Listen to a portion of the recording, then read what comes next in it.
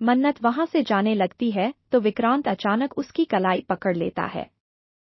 उसकी पकड़ इतनी मजबूत नहीं होती कि दर्द दे, लेकिन इतनी गहरी होती है कि जैसे वो कह रहा हो, रुको, मुझे तुमसे कुछ कहना है। मन्नत की आंखों में हल्की सी बेचैनी झलकती है। वह रुक जाती है और धीरे से अपनी नजरें नीचे कर लेती है।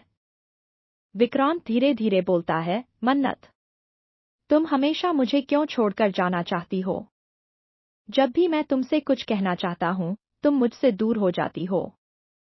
क्या वजह है? मन्नत चुप रहती है, लेकिन उसकी आंखें बहुत कुछ कह रही होती हैं। उसके दिल में भावनाओं का तूफान उठ रहा होता है, लेकिन होठों पर खामोशी छाई रहती है। उसी वक्त थोड़ी दूरी पर खड़ी मल्ला ये सब देख रही होती है। उसके चेहरे पर गुस्से और जलन का एक साथ साया छा जाता है। वह अपनी मुट्ठियां भींच लेती है और सोचती है, नहीं, ये मैं कभी बर्दाश्त नहीं कर सकती। विक्रांत सिर्फ मेरा है। इस मन्नत को मैं उसके पास एक पल भी रहने नहीं दूंगी। गुस्से से कांपते कदमों से मल्ला सीधी विक्रांत की मां के पास जाती है। वहां पहुंचकर वह बनावटी मासूमियत के साथ कहती है, आंटी, आप देख रही हैं न? विक्रांत मेरे ही सामने मन्नत से फ्लर्ट कर रहा है। कोई मुझे ये बता सकता है कि मेरी सगाई पक्की होने के बावजूद वह इस लड़की के पीछे क्यों भाग रहा है? विक्रांत की मां पहले तो चौंक जाती हैं, फिर मल्ला की बात सुनकर उनका चेहरा गुस्से से तमतमा उठता है। वे मन ही मन सोचती हैं, ये लड़की मन्नत तो हमेशा से मुझे पसंद नहीं थी।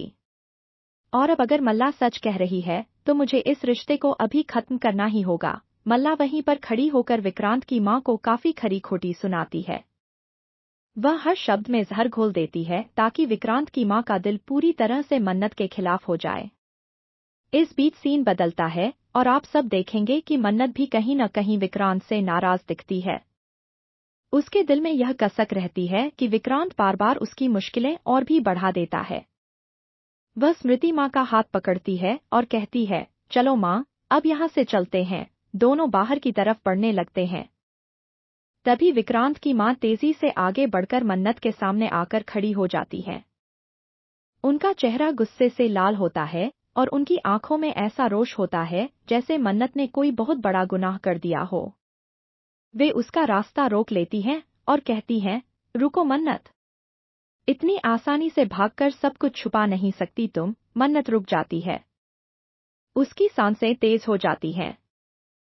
स्मृति मां उसके कंधे पर हाथ रखकर उसे शांत करने की कोशिश करती है, लेकिन विक्रांत की मां अब अपनी जुबान के तीर छोड़ने को तैयार होती है। तभी श्रुति मां भी वहां आ जाती हैं और मन्नत के साथ खड़ी हो जाती हैं। माहौल अचानक बहुत भारी हो जाता है। पूरा घर इस टकराव का गवाह बनता है। विक्रांत की मां मन्नत से ठंडी लेकिन कड़वी आवाज में कहती हैं, मन्नत, मुझे पहले से ही तुम पर शक था। तुम हमेशा हमारे घर में नाटक करती रही हो और अब तो हद ही कर दी। दही हांडी के मौके पर पूरे मोहल्ले के सामने तुम और विक्रांत जिस तरह करीब आए, सबने देखा। हमें शर्मिंदा होना पड़ा। वह और भी कड़वे शब्द कहती जाती हैं, क्या यही संस्कार हैं तुम्हारे? क्या यही सिखाया है तुम्हारी मां ने? किसी और के रिश्ते में दखल देना, किसी और के मंगेतर को छीनने की कोशिश करना। मुझे पता था कि तुम मासूम बनने का नाटक कर रही हो। मन्नत की आंखों से आंसू बहने लगते हैं। वह कुछ कहना चाहती है, लेकिन शब्द गले में अटक जाते हैं। विक्रांत ये सब सुन रहा होता है और उसका खून खौल उठता है। उसे बिल्कुल अच्छा नहीं लगता कि उसकी मां इस तरह मन्नत का अपमान कर रही है। वह जोर से कहता है, बस मां। अब और नहीं। पूरा घर उसकी आवाज सुनकर सन्न रह जाता है। विक्रांत आगे बढ़कर मन्नत के पास खड़ा हो जाता है। उसकी आंखों में गुस्सा और दर्द दोनों होते हैं। वह कहता है, आप बार बार मन्नत का अपमान क्यों करती हैं? उसने कुछ गलत नहीं किया। दही हांडी के मौके पर अगर हम करीब आए, तो उसमें उसकी कोई गलती नहीं थी। वह तो मुझे बचाने की कोशिश कर रही थी। विक्रांत की मां हतप्रभ रह जाती है। मल्ला अंदर ही अंदर जल उठती है। उसकी योजना थोड़ी डगमगा जाती है, लेकिन वह तुरंत नया खेल सोचने लगती है। वहीं दूसरी ओर परिवार के बाकी सदस्य आपस में कानाफूसी करने लगते हैं। कोई कहता है, वाकई, कल का दही हांडी का नजारा देखकर तो हम सब हैरान रह गए थे। विक्रांत और मन्नत एक दूसरे के लिए जान भी देने को तैयार दिख रहे थे। दूसरा कहता है, लेकिन मल्ला सही कह रही है। शादी तय होने के बावजूद विक्रांत का इतना झुकाव मन्नत की तरफ क्यों? पूरा घर इस सवाल से हिल जाता है। सभी की नजरें अब मन्नत और विक्रांत पर टिक जाती हैं। इस पूरे माहौल में मन्नत की चुप्पी और भी भारी लगती है। उसके अंदर तूफान मच रहा होता है।